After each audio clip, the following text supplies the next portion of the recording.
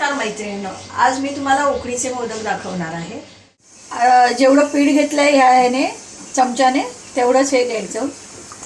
2 चमचे मी पीठ घेतलेलं आहे, त्यामुळे तेवढंच पाणी घेते मी 2 कप।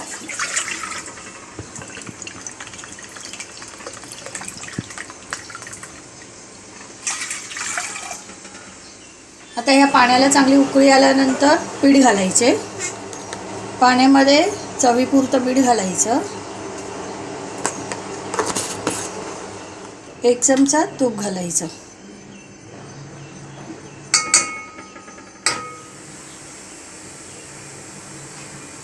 आता पाण्याला उकळी आलेली आहे, पीठ घालते तांदळाचं। जेवढं पाणी घेतलंय तेवढंच पीठ आहे।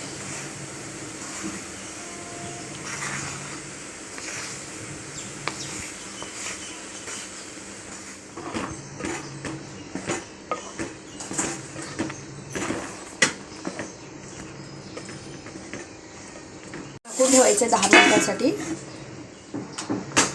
हे आपण काढूया उकड परातीमध्ये।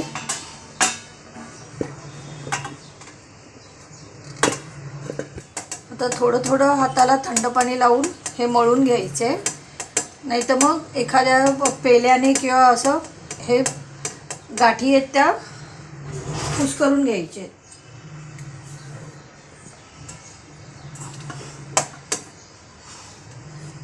किंवा तांब्याने वगैरे ग्लासाने।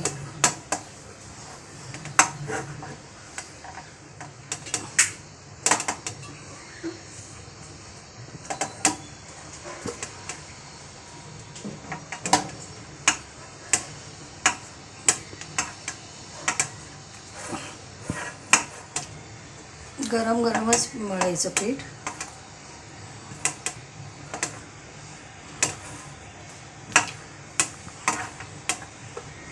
पीठ मळायचं आणि हे झाकून ठेवायचं। हा पिठाचा गोळा असं झाकून ठेवायचा।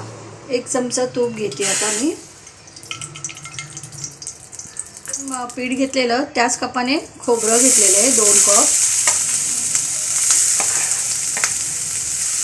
थोडं परतवायचं। 2 कपाला 1 कप गूळ बरोबर प्रमाणे। सुकं खोबरं पण वापरतात, पण ओल्या खोबऱ्याची टेस्ट येते तशी सुक्या खोबऱ्याला येत नाही आहे। आता हे 1 कप गूळ घेतलेला आहे।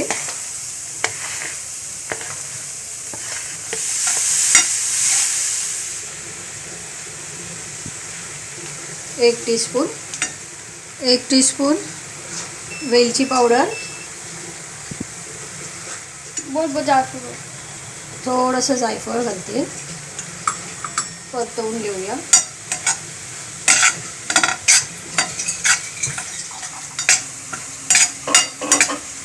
आता मी ड्रायफ्रूट्स घालते। तुम्हाला पाहिजे असेल तर घाला।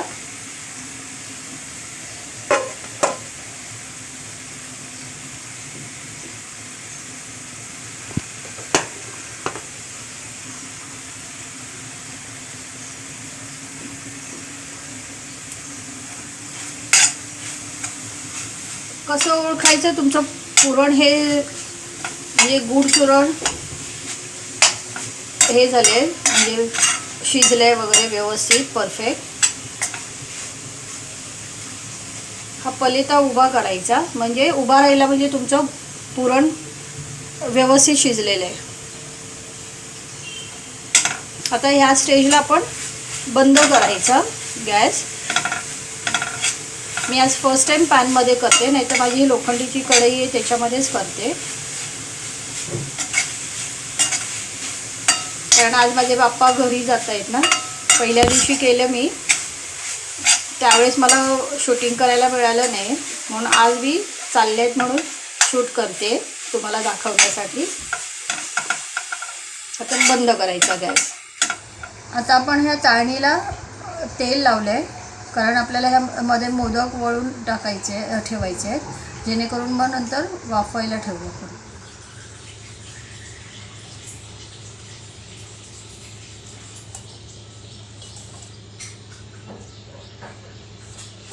असे गोळे बनवून ठेवूया आपण.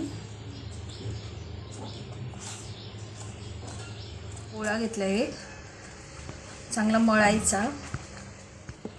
आता हे तांदळाचं पीठ घेऊन पारी हे करायची. तर पाकळ्या बनवायच्या. अंगठा आणि मध्यम बोट आहे ते, आणि हे ह्या तर्जनीने असं हे करायचं आणि खालपर्यंत करायचं.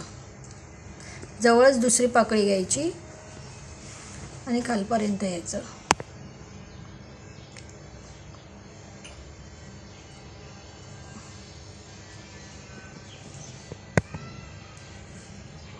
पुरण घालायचं याच्यात.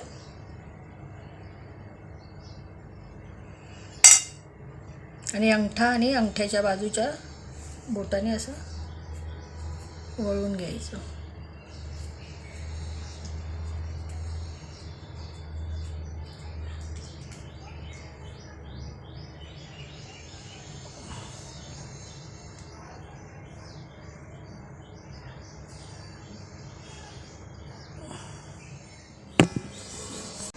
आता हे पातेलं तेच आहे ज्याच्यामध्ये आपण उकड काढलेली तांदळाच्या पिठाची. त्याच्यातच मी पाणी घालते आता 3 ग्लास.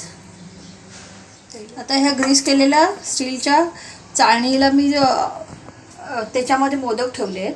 आता हे मोदक मी पिठाने वळलेले आणि त्यामुळे सुक्या पिठाने, त्यामुळे ते सुकले आहेत. त्यामुळे थोडंसं पाणी शिंपडायचं,